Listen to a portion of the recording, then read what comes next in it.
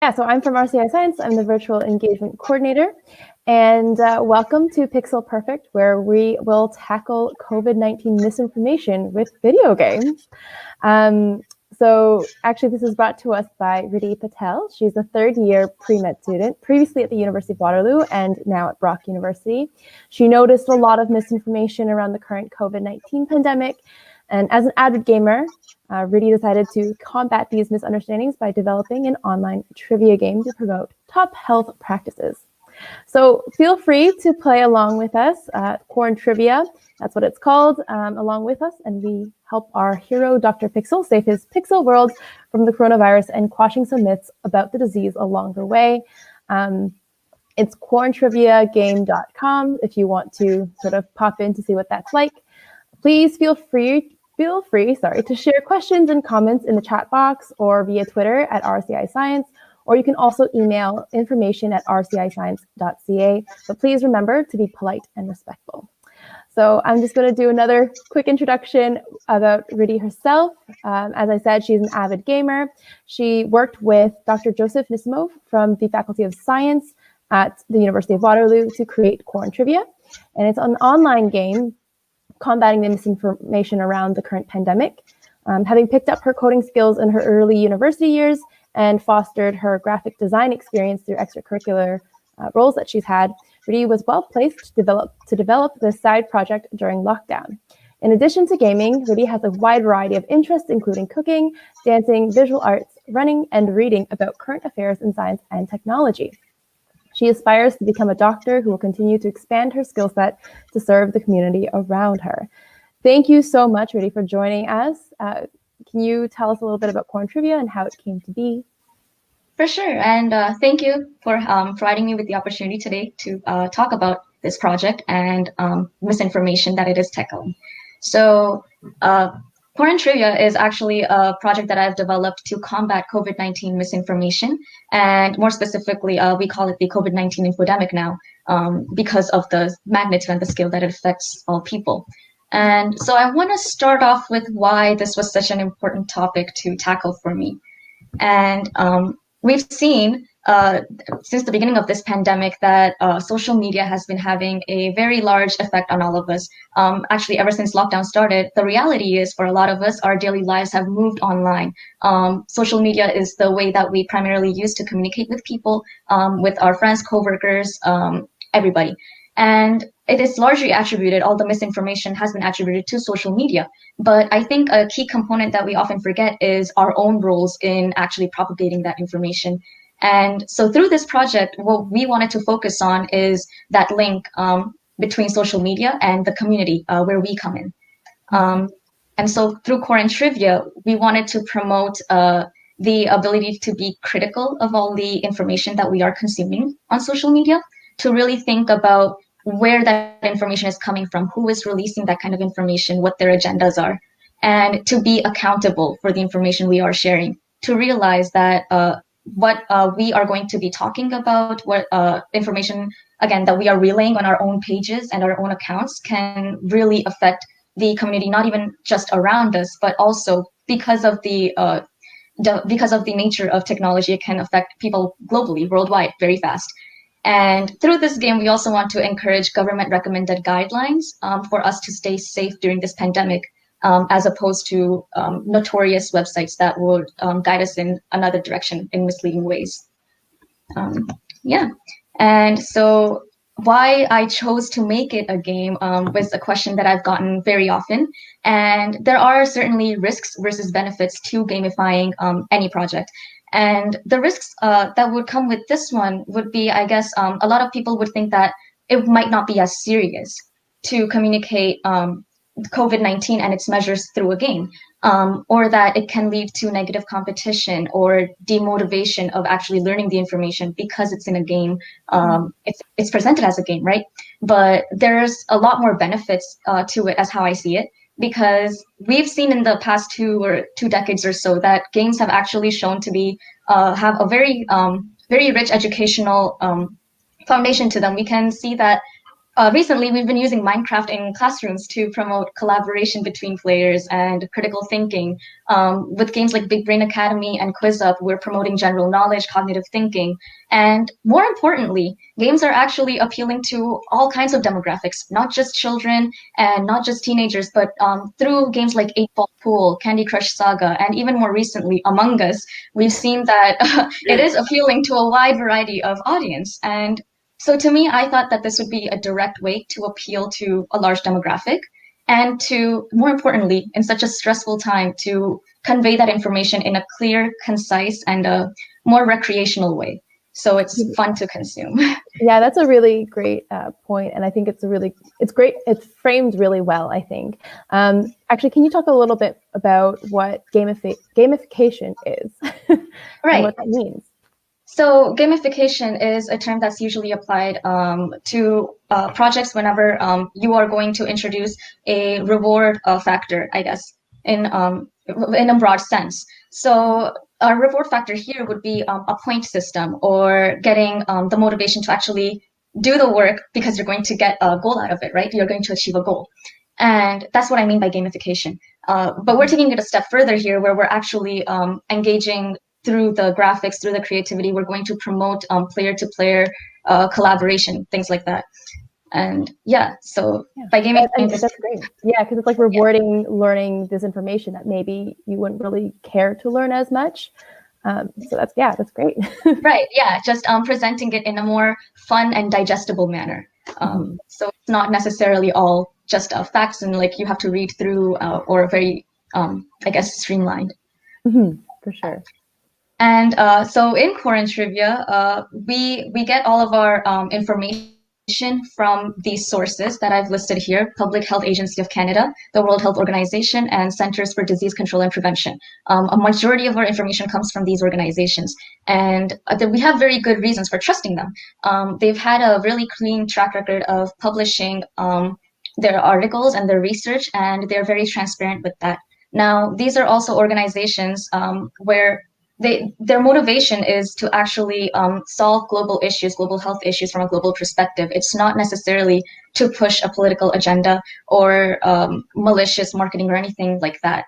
And the biggest thing about these organizations is, again, the transparency that they provide, that if we are skeptical of any of the information that they are saying, we can go check it for ourselves on their websites and on these publications, and we can also cross-reference them and see other scientists in the same fields, other experts who have published same kinds of findings. Do you have any tips for people who aren't sure, like how would they verify stuff like that if they see it on the website? Yes, for sure. So we have a couple of resources, actually. If you go to quarantriviagame.com, and I will talk about this later, in our links and resources page, we have a couple sites that you can go to check for yourselves whether the news outlets that you're consuming your media from, whether they are trustworthy or not. There are several websites that have been set up for that exact purpose. Now, if you go to these three organizations' websites in particular, you can see their FAQs section, which generally addresses most questions that anybody would have. And they also have links in those sections to their publications and to the sources where they're getting their information from. So I would highly recommend just going to the websites of these organizations themselves to get that information. Thank you. Yeah, no problem. And so with that, we can definitely dive into playing the game and seeing how this plays out, I guess, practically. So I just wanted to ask, as you're getting the game set up, what is your relationship with gaming? I know you're an avid gamer. How did you get into it and stuff like that? So I've been gaming since I was very young, actually, since I was like 12, 13. And I started off with, obviously, phone games, console games, things like Call of Duty, Candy Crush, Temple Run. I like the diversity of that. Yeah, and so I've actually had a very diverse history with gaming. I use it for educational purposes, I use it for recreational purposes, and for connecting with my friends. So I can definitely see that it has implications in a wide variety of fields, and that's where the motivation to actually create a game came from. because I just see it as so much fun in so many different areas. Right. Yeah. Right. Thank you. Yeah. So, should we start at Quarantrivia? Yeah, let's do it. Yeah. Okay. So, if you go to the homepage here, you can see the version that we have currently of the game and when it was published. So that's just a factor of transparency that we've provided. And you can just click continue the game to get started. And the premise of the whole game is actually our hero is Dr. Pixel, and he lives in the Pixel world where they've contracted this newfound viral particle. And Dr. Pixel is trying to save Pixel World from this virus. The player's job is to equip Dr. Pixel with the right knowledge so that he can defeat the virus safely. Mm-hmm. And yeah. So diving right in, the first option here, play Quarantrivia, is the main game. Now I'd like to point out that we do have 3 different versions of the game, and so Quarantrivia is the original and it is the most basic one.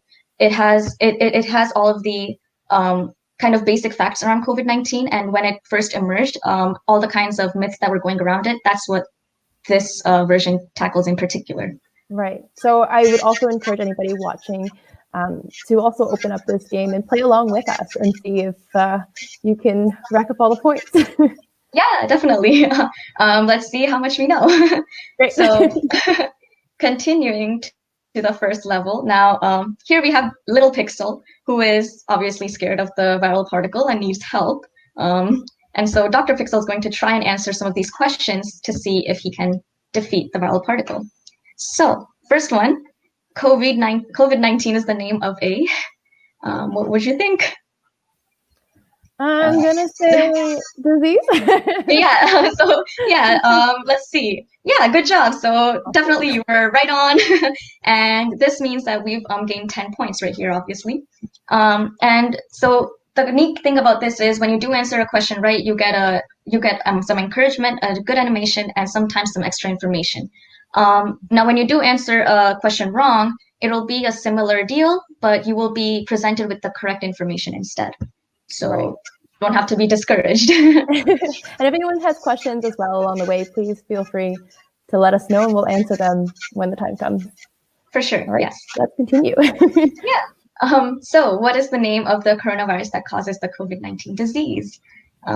Which one do we want to select? Yeah, I feel like this went around at the beginning as well in terms of what do we call it? What is COVID-19 versus like SARS or stuff like that. Yeah, and there was just so these are like kinds of questions where there would be some ambiguity around them at the beginning, but I think people are pretty well versed with it now. So many months into the pandemic. Yes, yeah. So SARS-CoV-2, yeah. Yeah, okay. So if we select that one, yeah, you are correct, and there you go. Awesome. Plus 10. I like the party hat. It's a great. Thank you. Thank you. But yeah, so what is the source of the SARS-CoV-2 coronavirus? Now, for this one, let's just say we don't know the answer. Yeah. And say we select a laboratory. So then, in that case, it will actually take you to the correct answer that we don't know what its origin for sure is, but it is related to bats. And regardless of its exact origin, scientists are confident that the virus is not engineered artificially. So it gives you the correct information enough to answer the question itself with a scarier animation, I guess. Yeah. Right, and moving on. Which of the following is a popular conspiracy theory not backed by any scientific evidence? Okay. So the first one we've talked about, man-made, comes from laboratory. The second one, naturally occurring. So we talked about that being the truth, right? That originated in animals. Law of thermodynamics, I believe, is more physics. Right. It's still still science. Yeah, I'd say A. You're right. Yeah. And yeah, perfect. Right on. Awesome. And yeah, so this would be like the last question of this category. And so I should also explain that each round is divided into 3 smaller levels, which have 5 questions each. So all of the questions in this game are split category-wise. And it's a great way for, I guess, younger audiences to start playing the game, so they get more of a background knowledge on what the virus is and what this pandemic is.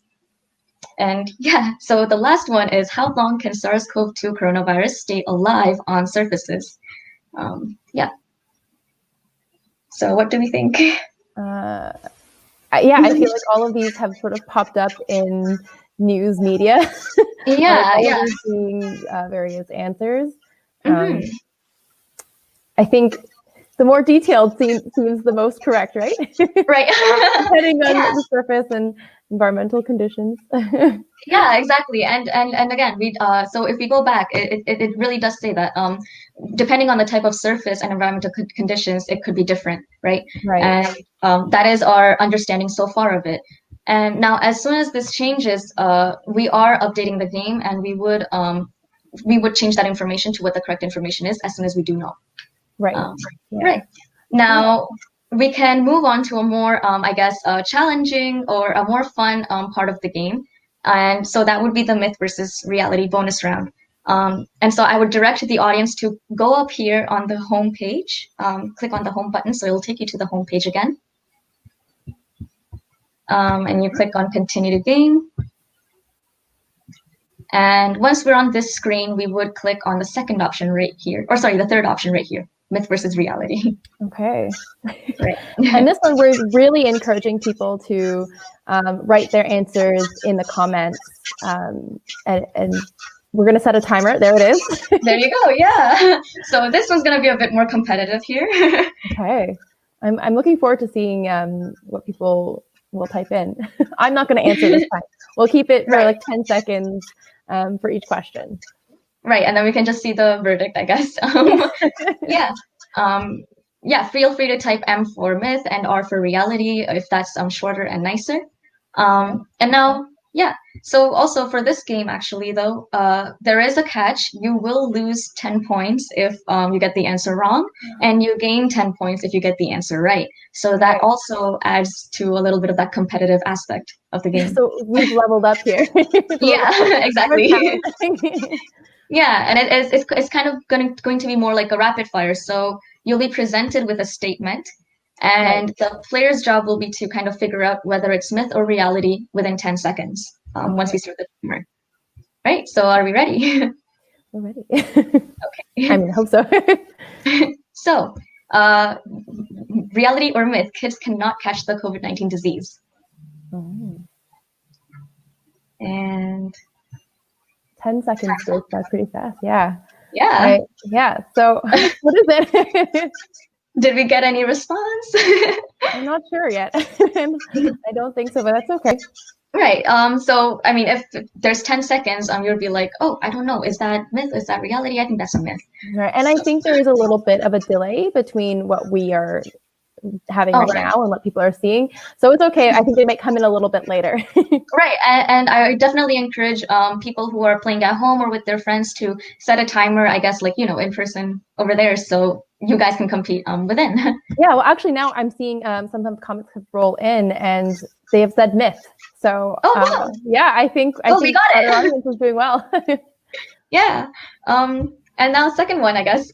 So reality or myth, various home remedies can cure or prevent you from catching COVID-19.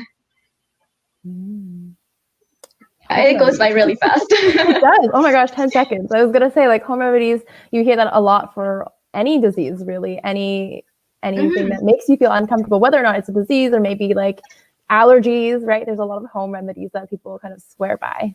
Definitely. And I think that's also one of the major contributing factors to the misinformation around COVID-19, that there's home remedies or that there's ways to boost your immune system when those things aren't really scientifically backed up by any data. And so they're usually just marketing schemes, or they induce anxiety in people. And that's also a really big problem that we're trying to address here. Right. Yes. So what is our answer for this? So if we say that that's a myth, good work, right? And and I saw in the comments we have myth as well. So actually, I'm going to let them decide for the next, question. How about that? Okay, yeah, for sure. So I can also just, I will read the question first and then start the timer. Sure. Yeah, that makes sense. Okay. So reality or myth? you can be infected by COVID-19 but show no symptoms of having the disease. Oh, And that's a really good one start. as well. Yeah. Yeah. So this level of the game is just kind of compiling all the bigger myths that were going around social media at the time. Yeah. And time's up. Time's up. I don't see anything right now, but that's okay. It might just be a little bit late. We've got 2 realities. That's what I see so far. Oh, okay. So if we go with reality. Awesome. Wow, we're on a roll. Amazing. We got 4 realities actually, now that I see them all coming in. So awesome. So our audience is smart. we do have a smart audience for sure. Okay, reality or myth, ingesting or putting chemical disinfectants, bleach, peroxides, etc. into your body can either prevent the SARS-CoV-2 coronavirus from entering or kill the virus once it has entered your body. And this one's a bit longer, but yeah, a little bit more to digest. yeah, definitely. And this one was a myth also that was pushed by world leaders, celebrities, and things like that. So this one was a big one as well. Yeah. So very concerning. we have definitely have a couple coming in with myth. Someone, really emphasized that was a myth with like 10 H's at the end. Okay. Yeah. So myth it is, I guess real selected. Yeah. Wow, so smart. So Dr. Patel approves as well. Perfect. And I guess this is the last one. Let's see for this round. We'll play through 5 of each. Okay. So reality or myth? You should expose your body to temperatures greater than 25 degrees Celsius or 77 degrees Fahrenheit to prevent catching the COVID-19 causing coronavirus. What do you think? It's really interesting. And for these ones, you would think that there might be some science that might actually back this up, Right. Because you think like heat usually kills things, right? That's why we boil a lot of stuff. Yeah, like it seems kind of intuitive. Yeah. We've got 2 myths coming in. Okay. So maybe, and one person very, very sure that it's a myth, very long, many letters. Myth. Okay, it's very emphasized. Yes. 5 questions done. No team. Nice. Okay, and we have a little pixel here too. So yeah, good job. Thank you everybody for helping out with that one. Yeah, that was great. The pressure's off. I feel like it's nice to have the audience answer for us. Yes, for sure. So I guess I'll keep the timer here for the next one as well. I guess that's more interactive. Yeah. And I will just direct everybody to, again, if you are playing along, go click on home.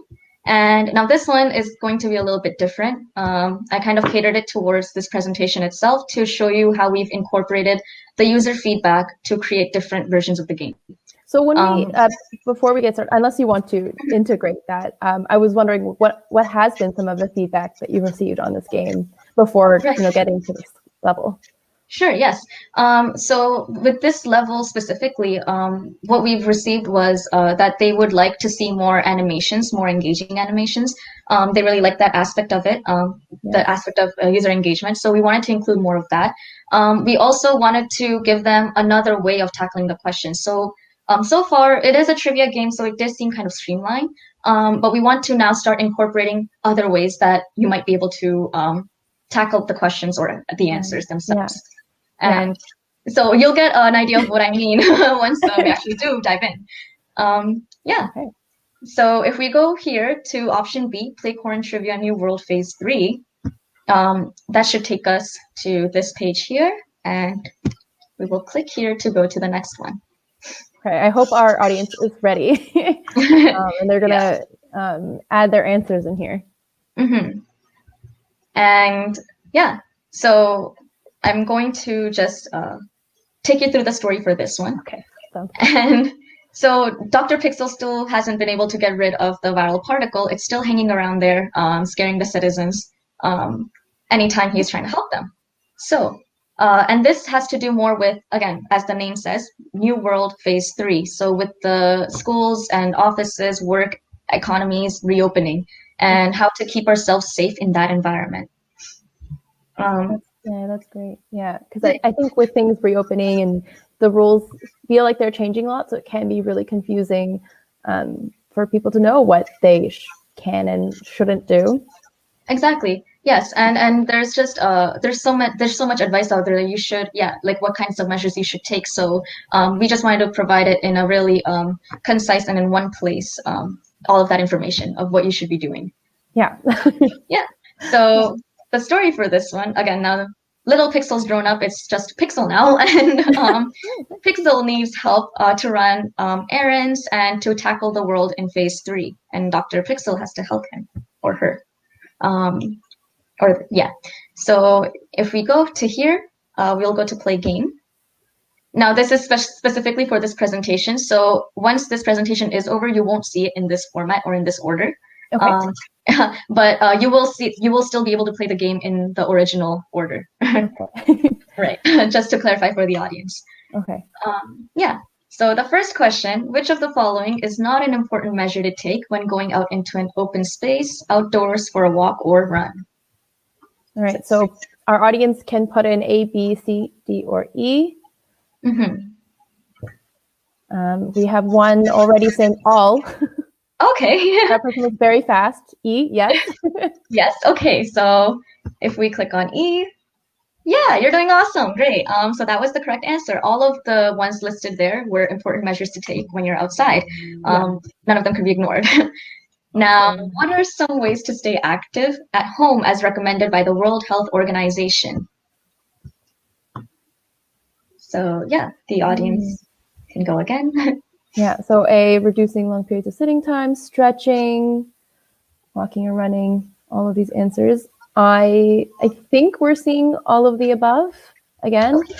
Right. Yeah. Okay, so all of the above, and awesome. Yeah. So now, as it says here, we're going to change up the last couple of questions, and this is what I meant by incorporating some of that user feedback into here. Yeah. Okay. So now we're actually going to dive into the story where the Pixel citizen has to run some errands, and as you can see, the virus is right here ready to attack, so we have to make sure that they're safe. So upon arrival to the destination, what is the first thing that Pixel should do before approaching the store or office? And so we have 3 options here. Wear a mask, sanitize the car, or wash hands. Yeah. It might be a bit straightforward, but that's a good question. Well, I was thinking about how would you sanitize the car? Right. Like if you were to do that every time. Yeah, I mean, some people might be like, yeah, I need to sanitize the steering wheel or the handles. I mean, I do that sometimes. Yeah. Right, but like pandemic too. But yeah, we have a lot of A's coming in. We have a couple C's as well. Okay. So I guess if we have more A's. Yeah, we have more A's. So then we will go with A. And yeah, so you're right. And in that case, that you should wear a mask as soon as you get to the destination, so that there's not an imminent risk of infecting anybody else.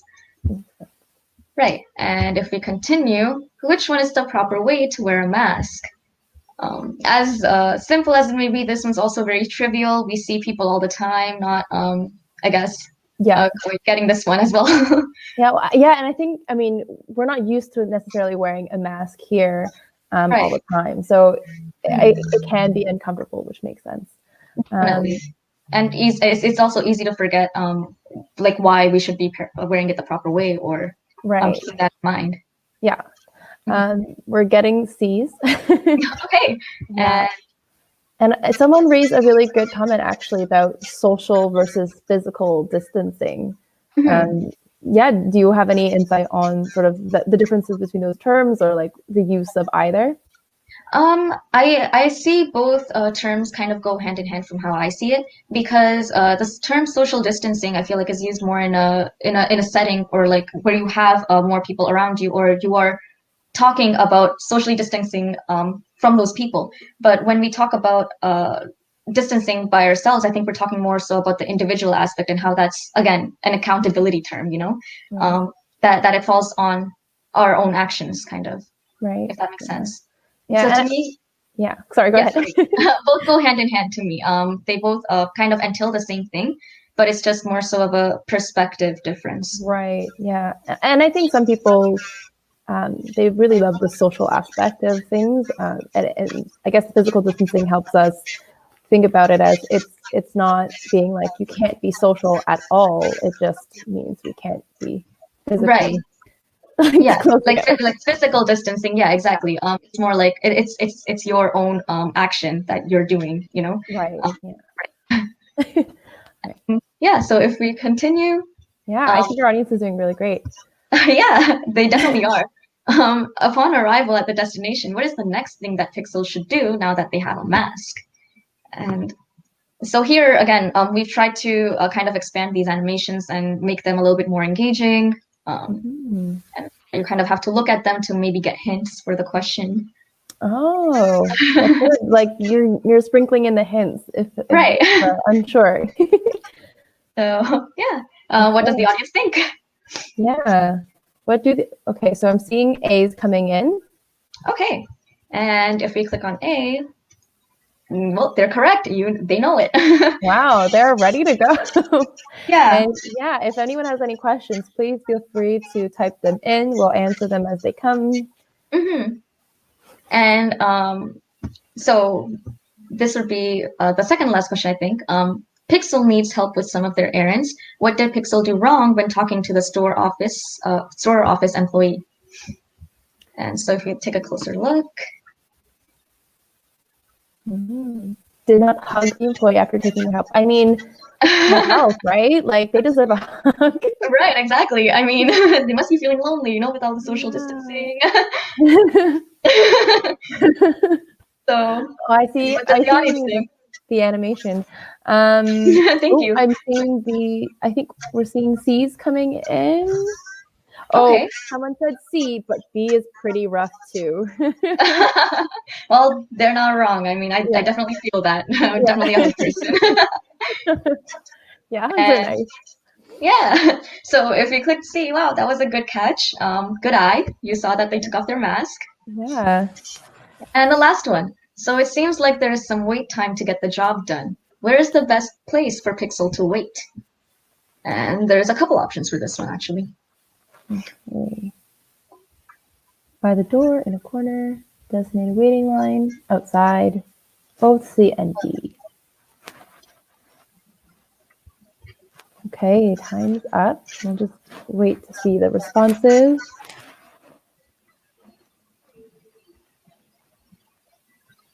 Okay, a couple of E's already.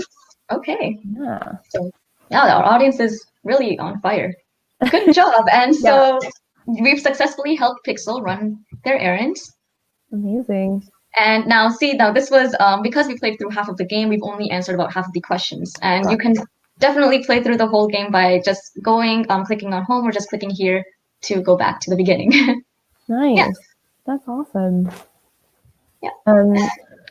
So yeah, I know that you're updating the game as new information is coming out. So how do you stay updated on all of the information? Because I know that there's a lot, and sometimes people feel overwhelmed, me included, with all the latest news about COVID-19. Right. No, definitely. And the thing with this game is, again, we are addressing like a lot of topics, and we have a lot of information in here. And so the simplest way for me to actually keep the game updated is for me to go over the content every 2 or 3 days, look at all of the links that we have provided in those answers, the correct ones and the wrong ones, and to see when those pages were last updated. So that is my direct way of referencing when these organizations change their information. And if that correlates to the data that we have in game or in the question, I would go in and update that question and that answer. And then you will see it reflect on that title page where I showed earlier, where it says the version number. That version number would change and the date beside it would change to when the game was last updated. So we are also trying to keep that as transparent as possible, so people know if we are, again, regularly checking it and when we have last updated this game. Right. That's really great. I love the transparency. And how often do you tend to update at this point? So recently, with all the information that we have in the game currently, it seems to be pretty set. That kind of information has not changed much in the past couple months. So our last update was actually at the beginning of October. But we are again checking it every 2 or 3 days just in case that does change because it is a very uncertain time. So we're always on our toes. It's not necessarily a scheduled thing. Yeah. And I know you're a student, so it must be like a lot to juggle. Yeah, I mean, it definitely can get sometimes a little bit busy, but it's something that I want to do in my own time. So Right. That's yeah. awesome. So as you finish up, again, we're welcoming questions. Please, type them in the chat box, tweet at us, or email us, and we will definitely get to them at the end of this presentation. Yeah, for sure. And yeah, do feel free to ask them as I am presenting if something does come up right then. But yeah, now that we've looked at the game and how that works, this is to show you guys how we kind of incorporate that data into making new iterations of the game and new versions of it. So you can see here in the top chart that this is the amount of users we've acquired since the first release of the game. There's been about 3,600 people playing it worldwide. And we can see that anytime we've released a new version is usually when we acquire the most users. Now, an interesting thing is the more amount of time that they are spending on this game, the more questions they are getting correct. So we are seeing a positive correlation between the game, its use, and the information that people are getting. And the chart here at the bottom is actually from the Quarantrivia main game. So it only showcases about 1,600 of the users that have played the game in total, and their scores over the month. And again, as we can see, the more time they do spend on it, the higher score they tend to get. So yeah. Now, with these points in mind, what we're trying to do is, again, ensure regular updates and release new versions of the game so we can acquire more users. Now, that all, again, ties everything well together. We are trying to also, through this data collection, trying to see what kind of feedback we're getting, what kind of things users or players want to see more from us.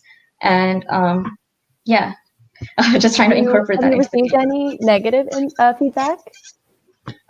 So the negative feedback that does come to this resource or at this game is usually from people who are first very hesitant to believe that COVID-19 is actually a serious problem.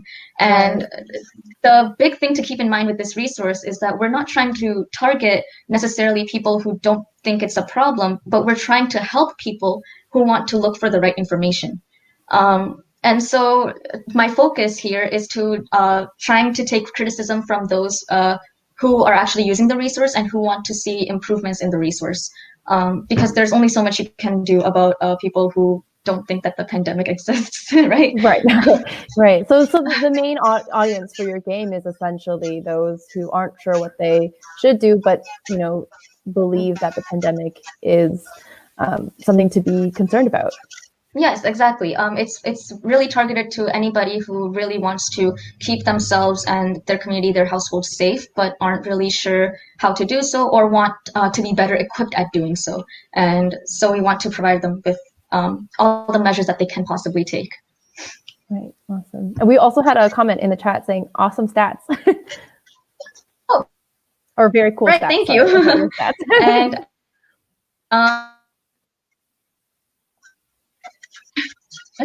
updating this and sharing this with users because we do want to keep it as transparent as possible. And again, just to highlight, so to tie all that together, what this resource is trying to promote the importance of knowing the correct information in this day and age, because it is just so easy to get carried away with the amounts of information that we are seeing circulating around us. Thousands of facts and articles a day, right? And it's so easy to just click that one button share without thinking about the accountability of our own actions. So that's definitely one. The second point, we want to debunk false information through Quarantrivia, and by, again, addressing it directly through the levels like myth versus reality, getting right to the point that this is not true, this is the actual reality, and you may have heard this, but contrary to the popular belief, things like that. And the evolutionary nature of good science is also something that we're trying to really emphasize through this game. And what we mean by that is that in this pandemic, it's easy to, again, forget that science is not just a collection of facts that will never change. That's not what a scientific method is.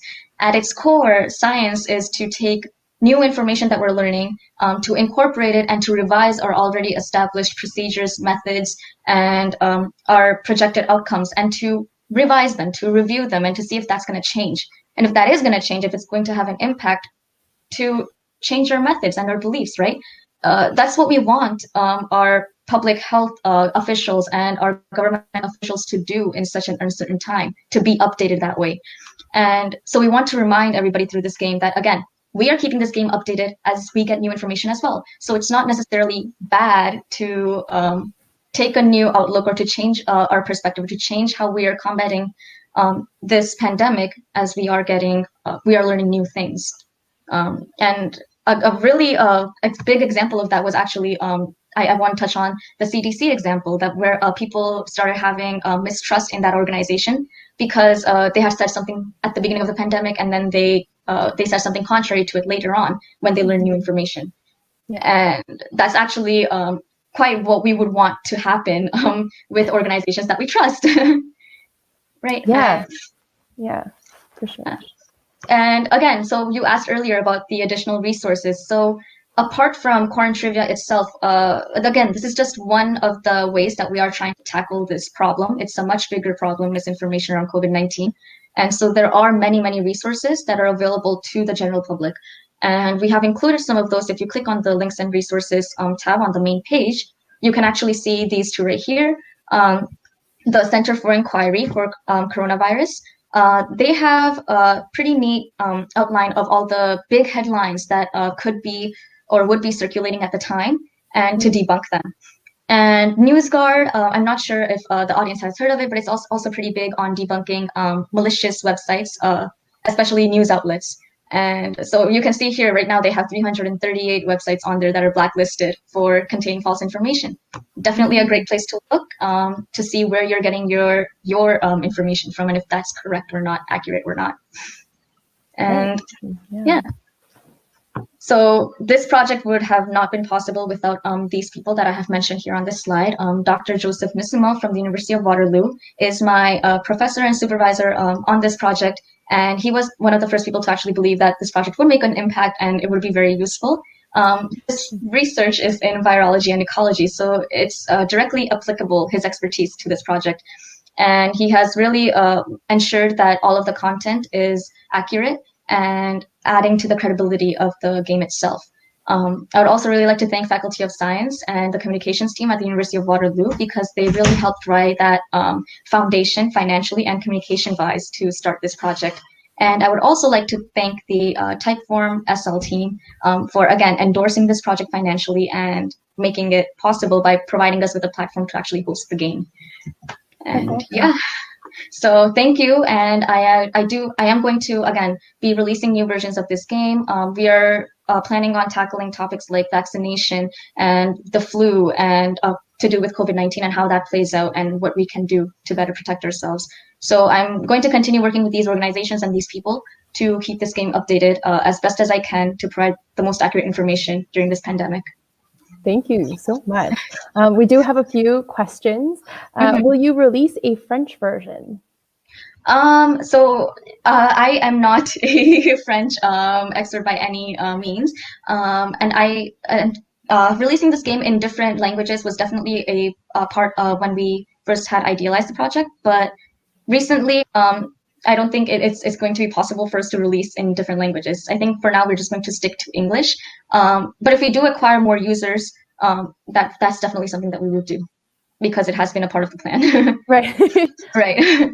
I also wanted to ask about how it started with Dr. Joseph Nisimo, like how, I guess, did it come to be that you guys talked about this and, brought this to life? Right. So I kind of had to do my own research into finding out who I can reach out to. And I saw that his expertise, again, was in the area of virology and ecology. And so I thought that he would be ideal. And so I hadn't worked with him before. I just shot him an email and I told him about this idea that I had because of this free time that I had.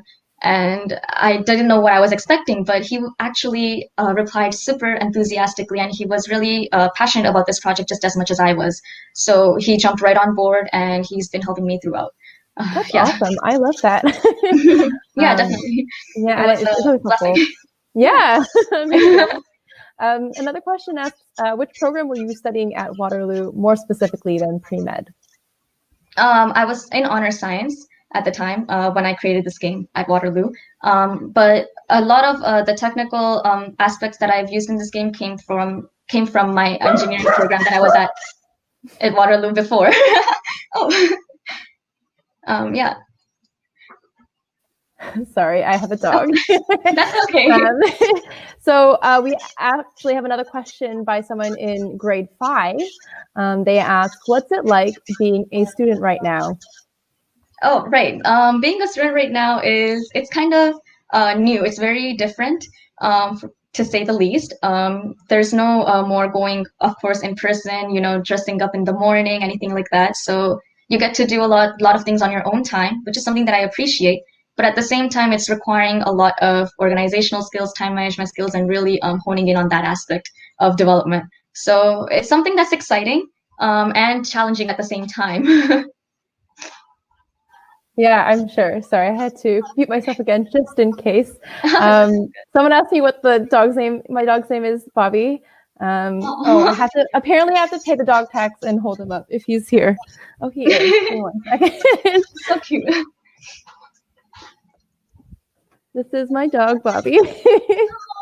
Yeah. Hello, Bobby. It's so cute. Yeah. So I wanted to ask as well, sort of how was accessibility part of the ideation of this and the implementation of it? Right. So from the get-go, I wanted to, again, make this project to be as accessible as possible. Initially, the whole point of this project was to make it a free, accessible tool available to anybody that has a decent internet connection and any kind of computer device. It could be personal, mobile, a console that has a web browser, anything.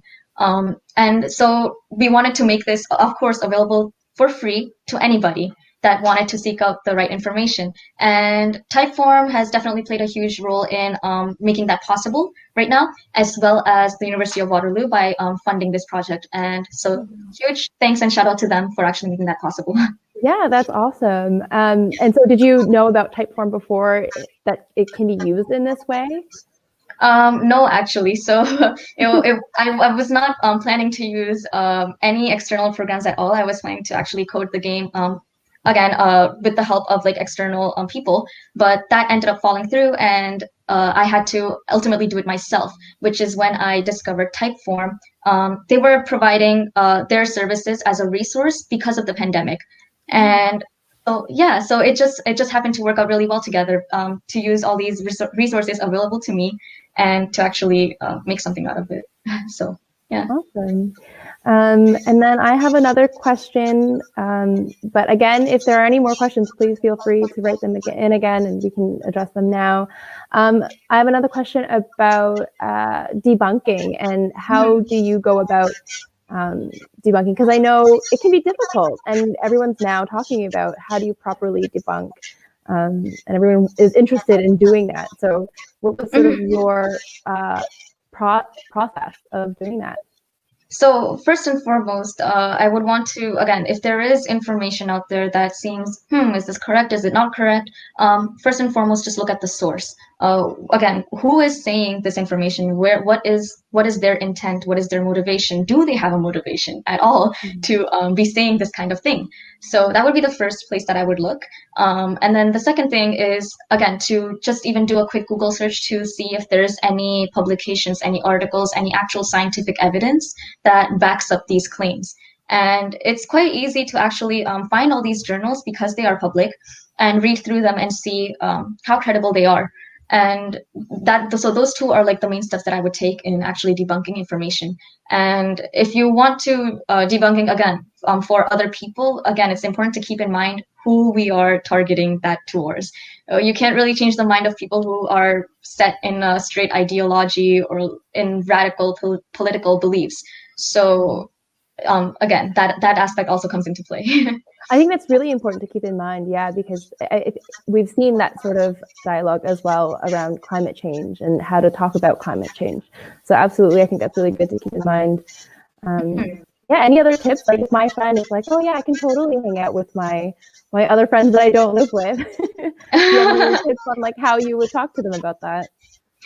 Yeah, so usually you would go about asking why, I guess, they believe what they believe, or like why they think that this information is credible or not. And again, to be equipped on your end and to be equipped with the correct information or with the correct sources is very important, because once you do dive into that territory of questioning where people are coming from, it's very important that you kind of have your own back. Yeah. And yeah, also backed by scientific evidence. So that.